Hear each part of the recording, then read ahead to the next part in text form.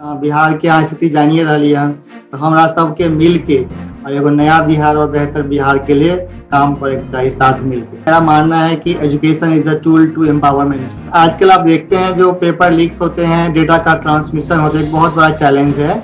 अगर इंटेंट हो गवर्नमेंट के पास और अगर जो सिविल सर्वेंट्स है, जो ब्यूरोक्रेसी है, उनको टास्क दिया जाए तो I think nothing is impossible. नमस्कार, बिहार तक में आपका स्वागत है। मैं हूं आपके साथ इंद्र मोहन और मेरे साथ आज ऐसी शख्सियत है जिनके नाम की चर्चा सोशल मीडिया पर काफी हो रही है।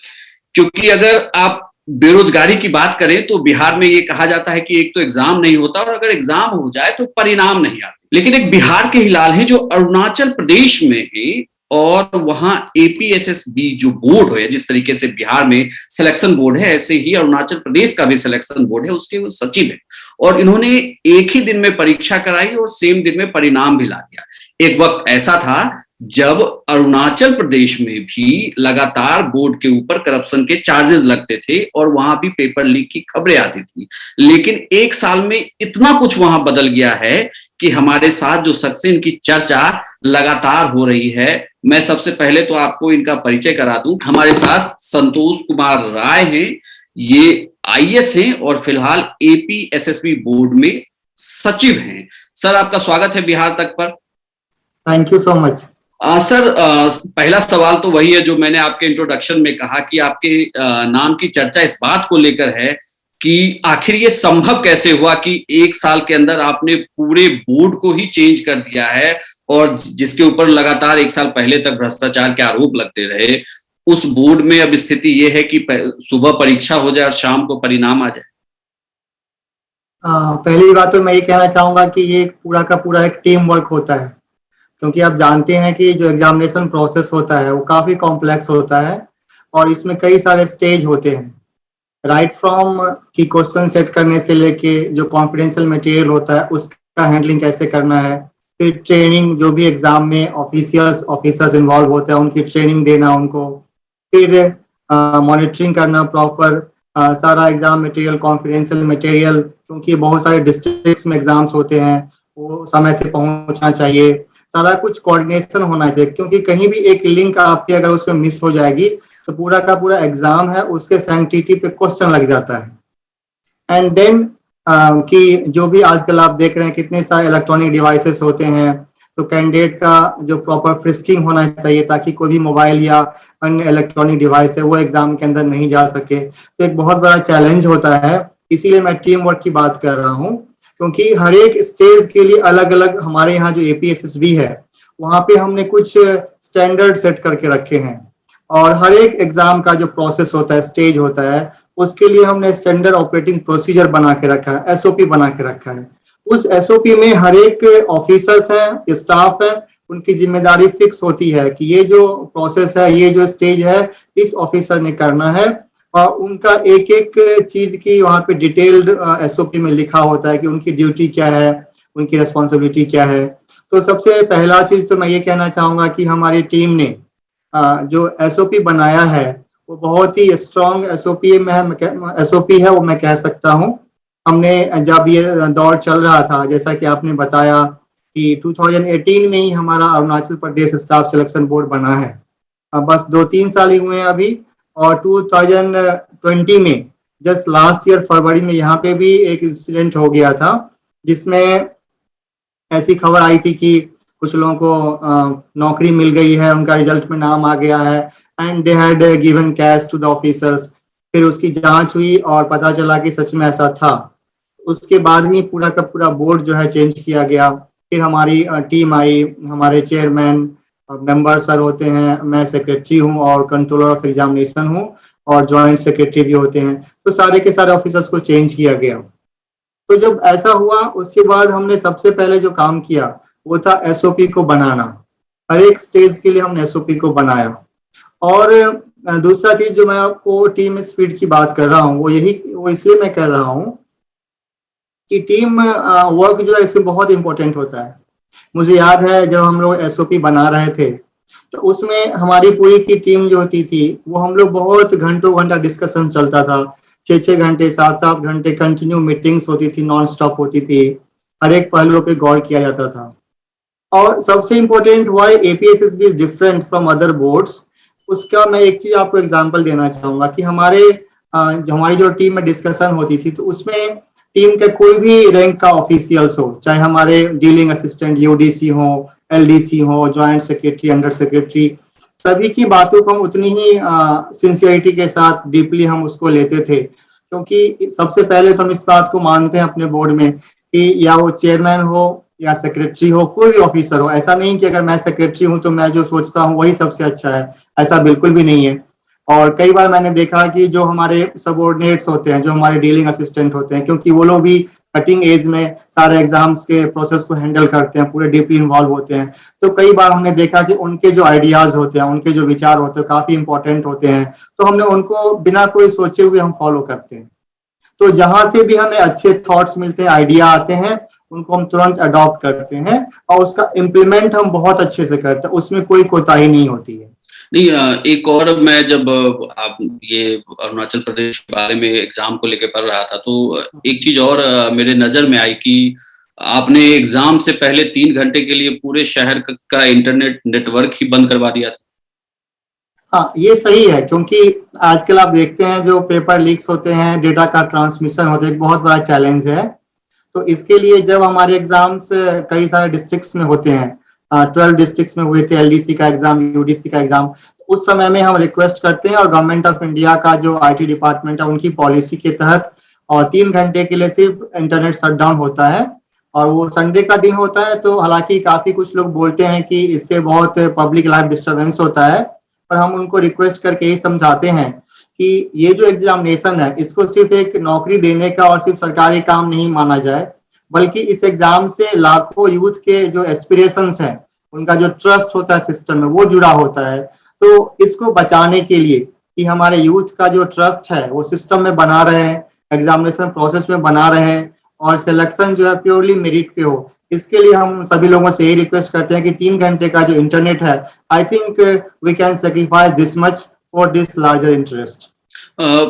एक सवाल अभी और है जो मैंने सबसे पहले आपसे पूछा था कि सुबह एग्जाम हो और शाम को रिजल्ट आ जाए, ये कैसे पॉसिबल हुआ? क्या वहाँ नंबर ऑफ कैंडिडेट्स कम है या कोई आप लोगों ने तरीका इजाद किया है, जैसे ओएमआर सीट होती है, क्या इस तरीके से कोई प्रक्रिया है जिसके जरिए रिजल्ट इतना जल्दी आ रहा है? क्योंकि बिहार में अमूमन छात्र हमें लिखते हैं कि अगर आप एग्जाम होते ना ही बोर्ड के और अगर हो भी गया तो उसका परिणाम नहीं आएगा, और अगर परिणाम आ गया तो फिर आप कोर्ट में चले जाएंगे, फिर भर्ती नहीं होगी। तो ये प्रोसेस इतना जल्दी कैसे हो गया? ये आपका कहना सही है कि अरुणाचल में स्टूडेंट्स कम होते हैं, लेकिन उसके साथ मैं ये कहना चाहूंगा कि अरुणाचल का आप इंफ्रास्ट्रक्चर देखेंगे बाकी स्टेट्स के मुकाबले तो वो भी कम है। हमारे बोर्ड में गिने चुने ऑफिसर्स, एक छोटा सा बिल्डिंग है, तो वो तो आई थिंक स्केल कोई मैटर नहीं करता है। अगर हमारे पास कैंडिडेट ज्यादा है, ऑफिसर ज्यादा है, मशीनरी ज्यादा है, स्कूल ज्यादा है, कॉलेज ज्यादा है। ना डिफरेंस यहाँ होता है कि आपका सबसे पहले तो इंटेंट आता है कि इंटेंट ऑफ द बोर्ड है वो क्लियर है कि हमें किसी भी कीमत पे जो है फेयर एग्जाम ही कराना, ये इंटेंट क्लियर है। Second thing is the message from the government, ये भी मैटर करता है। गवर्नमेंट की तरफ से क्लियर मैंडेट है कि आपको फेयर एग्जाम कराना है। तो ये सब चीजें जो है, उसके बाद जो नेक्स्ट चीज है वो है हमारा, हम लोग फास्ट स्कैनर का यूज करते हैं और पूरा शिफ्ट में हम काम करते हैं। जैसे जब हमारी स्कैनिंग शुरू होती है तो रिजल्ट पब्लिश करने के बाद ही रुकती है। और मैंने बताया कि जो कुछ एग्जाम में जैसे स्टूडेंट्स कम होते हैं तो हम सेम डे कर देते हैं, कुछ एग्जाम्स में हमें 2 दिन तक कंटिन्यू दिन रात स्कैनिंग चलती है, ऐसा नहीं कि हम बीच में रोक देते हैं। जो एलडीसी का हमारा एग्जाम हुआ था उसमें 38 आवर कंटिन्यू हमने स्कैनिंग प्रोसेस, रिजल्ट प्रोसेसिंग चलता रहा। और जब हमारा रिजल्ट प्रोसेसिंग होता है उसमें हमारे बोर्ड के जो चेयरमैन है, is very senior IAS officer, वो पूरा बोर्ड, पूरा का पूरा जो हमारा ऑर्गेनाइजेशन है यहाँ पे 38 आवर नॉन स्टॉप सबने काम किया, दिन रात एक करके। यहीं पे उनका ब्रेकफास्ट, लंच सब कुछ होता है। तो इस तरह का जो कमिटमेंट और डेडिकेशन है, इस तरह से हम लोग काम करते हैं। तो चूंकि आप बिहार से ही हैं और फिलहाल भले आप अरुणाचल प्रदेश में सेवा दे रहे हो, लेकिन जिस तरीके से आपने कहा कि आपका इंटेंट क्लियर होना चाहिए, तो मैं यहीं से सवाल आपसे करना चाहूंगा, क्या आपको लगता है कि बिहार में चाहे वो बोर्ड की बात हो या सरकार की इंटेंट को लेके दिक्कत है कि वो उस तरीके से चाह नहीं रखते कि बच्चों को नौकरी मिले?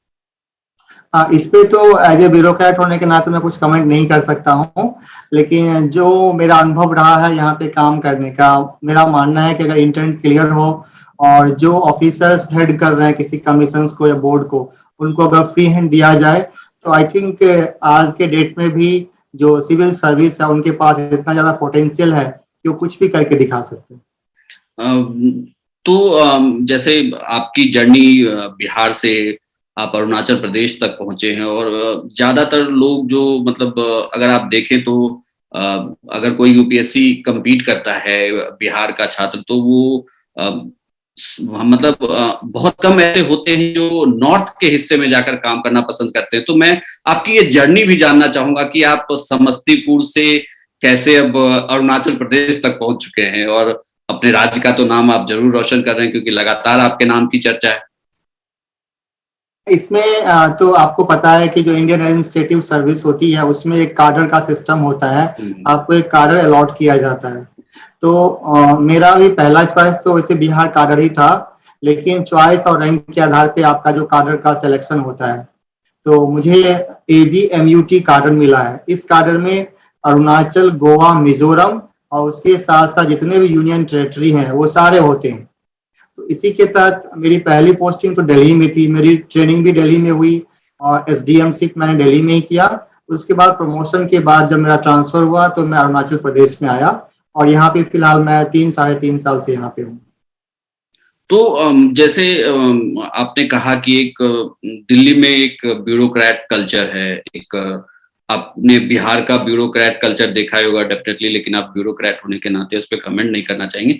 लेकिन क्या आपको लगता है कि इन कल्चर में भी फर्क है स्टेट टू स्टेट, जिससे आप ज्यादा अच्छा परफॉर्म कर पा रहे हैं? कह सकते हैं थोड़ा बहुत फर्क तो होता है, लेकिन मैंने ये देखा है कि हर एक सिविल सर्वेंट का एक अपना चॉइस होता है, अपनी प्रायोरिटी होती है। चाहे वो दिल्ली हो या अरुणाचल प्रदेश हो, ये ब्यूरोक्रेट का पर्सनल चॉइस होता है। और मैंने जो सर्विस ज्वाइन की, इनफैक्ट मैं आपको एग्जांपल देना चाहूंगा कि जब मेरा इंटरव्यू हुआ था यूपीएससी में जिसमें मुझे IAS मिला था, तो उसमें भी मुझे बोर्ड में पूछा गया था कि आप सिविल सर्विस क्यों ज्वाइन करना चाहते हैं।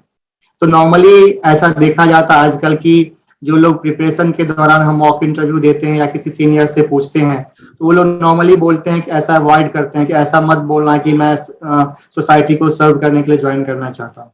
लेकिन बोर्ड में भी मेरा यही जवाब था कि I want to bring some significant change in the society. तो आई थिंक बोर्ड में भी ऑनेस्टी को लाइक करते हैं। तो दिल्ली में भी इसके वजह से मेरे बहुत सारे ट्रांसफर थे। तो ये तो मैं कहना चाहूंगा कि हो सकता है हर एक स्टेट का एक कल्चर भी हो, but more than the culture I think it is the personal choice of A bureaucrat कि वो कैसा करना चाहते हैं, वो कंप्रोमाइज करना चाहते हैं, नहीं करना चाहते, वो कितना प्रेशर लेना चाहते हैं।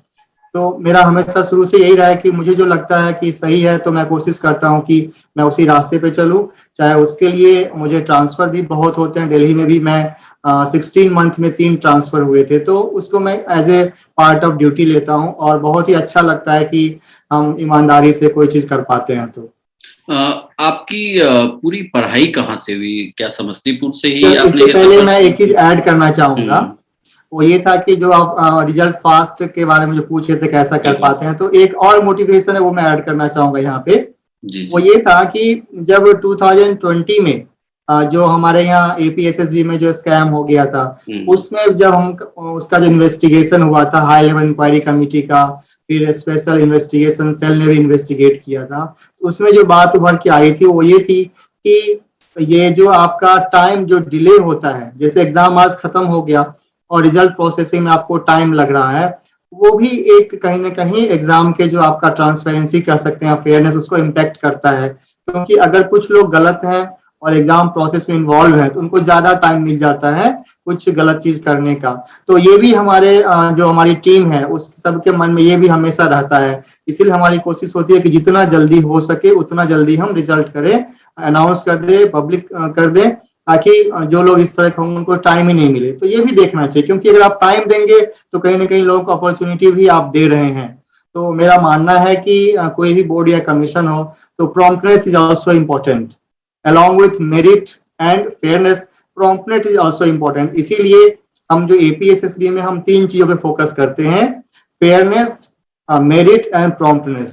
तो ये भी एक वजह है, हमारे मन में हमेशा ये रहता है कि जितना जल्दी हो सके उतना जल्दी हम रिजल्ट देना चाहते हैं। मैंने दरअसल आपकी जर्नी भी जाननी चाहिए थी, और अक्सर लोग जब भी इस तरीके का कोई होता है हमारे पेज पर, तो लोग जरूर जानना चाहते हैं कि भाई समस्तीपुर से निकल के ये अरुणाचल प्रदेश तक का सफर कैसे तय हुआ है।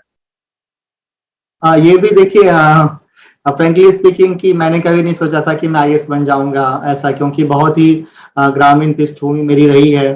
मेरे पिताजी किसान हैं, अभी भी हैं, और किसान में भी बहुत कम खेती है। 3-4 बीघे बिहार में जानते हैं जो खेत है, जिसमें कि बस आपका अपना ही भरण पोषण हो जाता है, उतना ही है, और कोई इनकम का सोर्स भी नहीं है। इसी कारण मेरी जो इनिशियल एजुकेशन हुई थी वो बिहार बोर्ड में ही हुई। गांव के स्कूल से मैंने 10th किया।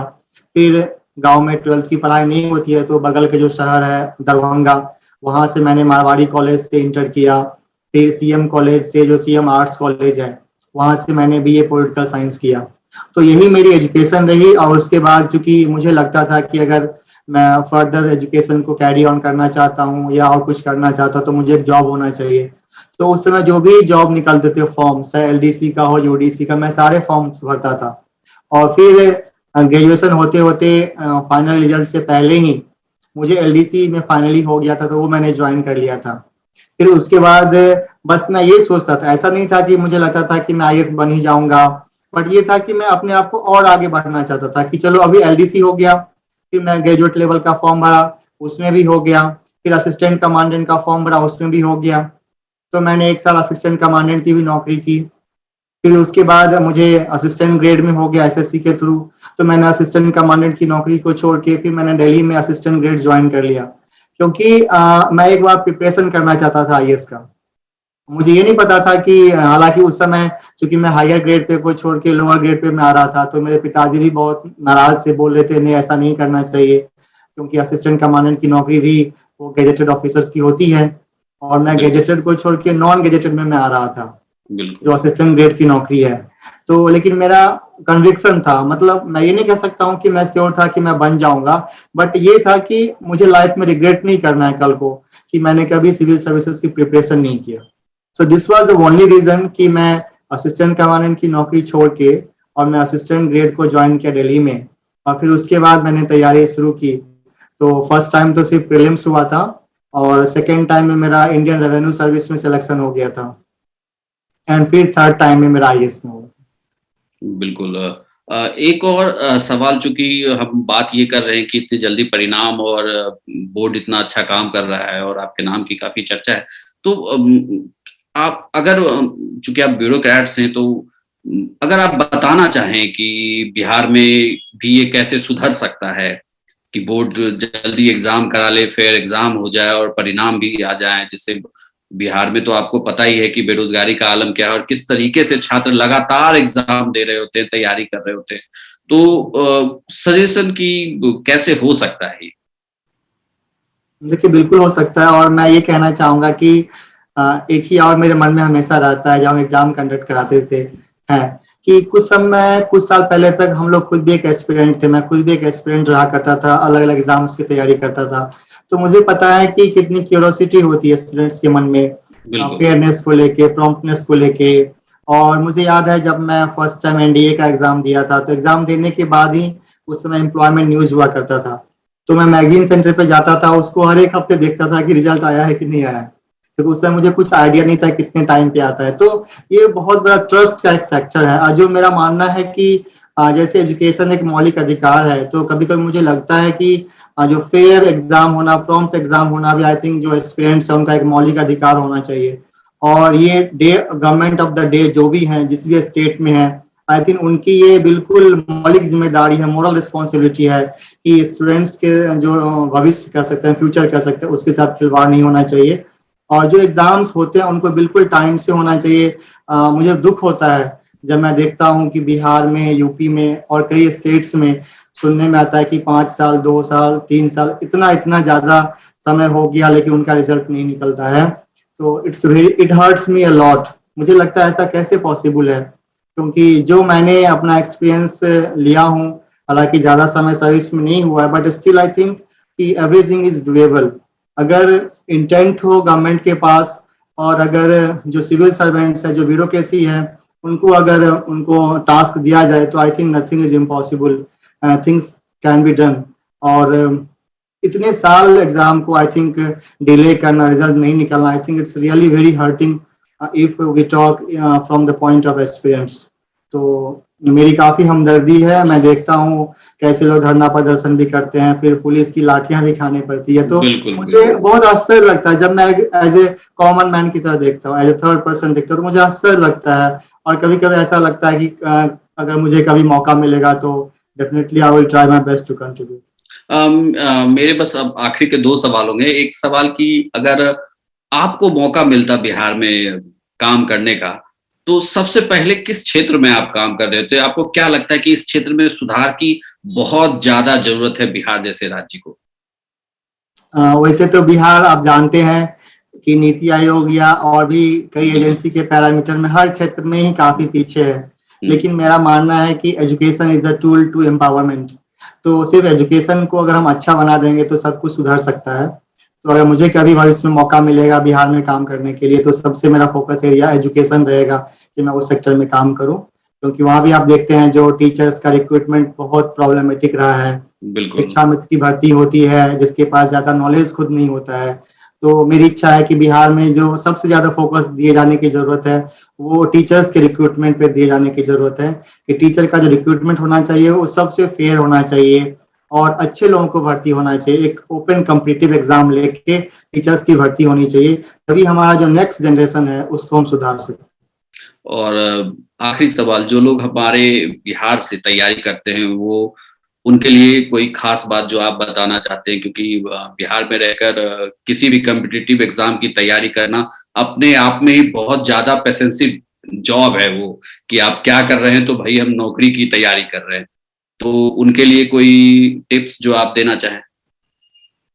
उनके लिए मैं यही कहना चाहता हूँ, जो मैंने खुद जब मैं छात्र था और मैं विभिन्न कॉम्पिटिटिव एग्जाम्स की तैयारी करता था, तो मुझे पता है सर उस समय भी कुछ धांधली होता होगा, लेकिन मेरे मन में कभी नहीं आता था। मुझे हमेशा पूरा कॉन्फिडेंस रहता था कि अगर मैं मेहनत करूंगा तो मुझे नौकरी जरूर मिलेगी। और आज मैं उनसे शेयर करना चाहता हूँ कि मुझे बहुत सारी नौकरियां मिली। तो ऐसा नहीं है कि उस समय शायद सिस्टम फुल प्रूफ होगा। और दूसरी बात कि मैं ज्यादातर सेंट्रल गवर्नमेंट्स की नौकरी की तैयारियां करता था, तो उसमें शायद थोड़ा सा ज्यादा रिजल्ट भी टाइमली आता है। तो उनसे मैं यही कहना चाहूंगा कि आप तैयारी करें, फोकस्ड रहें, हिम्मत नहीं हारना है और धांधली पे भरोसा नहीं करना है। मैं ये नहीं कह रहा हूँ कि नहीं होता, लेकिन उस पर भरोसा नहीं करना है। आज के डेट में भी मेरिट पे सिलेक्शन हो रहा है, तो आपको सिर्फ एक सीट चाहिए, तो आप अपने तैयारी पे भरोसा रखें और सिस्टम पे भरोसा रखें, मेरिट पे भरोसा रखें। अब एक और चीज, चूंकि अब आप लगातार अरुणाचल प्रदेश में सेवा दे रहे हैं, अब अपनी भाषा तो आप भूले नहीं है ना? नहीं, बिल्कुल नहीं। आप ठेठी बोल लेते हैं? हाँ, बोल लेते हैं, क्योंकि गांव में जब जाता हूँ तो उसी में बोलते हैं। बहुत बढ़िया। तो बहुत बहुत धन्यवाद अपने के कि अपने बिहार तक को जुड़ लिए और इतना बढ़िया बढ़िया बात कर लिए। और शुभकामनाएं बात भी की लगातार अपनी चर्चा सोशल मीडिया में हो रहा, लगातार अपने अच्छा काम कर रही है। बिहार का अपने नाज है। बहुत बहुत धन्यवाद आपका कि आप बिहार तक से जुड़े और इतनी अच्छी बातें की आपने। बहुत बहुत शुक्रिया आपका। हाँ, ओके, बहुत बहुत शुक्रिया कि ये हमारा अवसर दिलिए कि हम वहाँ से रूबरू हो सकलिए हैं। और ऐसे ही बिहार के स्थिति जानिए रही है, तो हमारा सबके मिल के और एगो नया बिहार और बेहतर बिहार के लिए काम करे चाहिए साथ मिल के। Thank you. बिल्कुल बिल्कुल, जरूर। Thank you so much.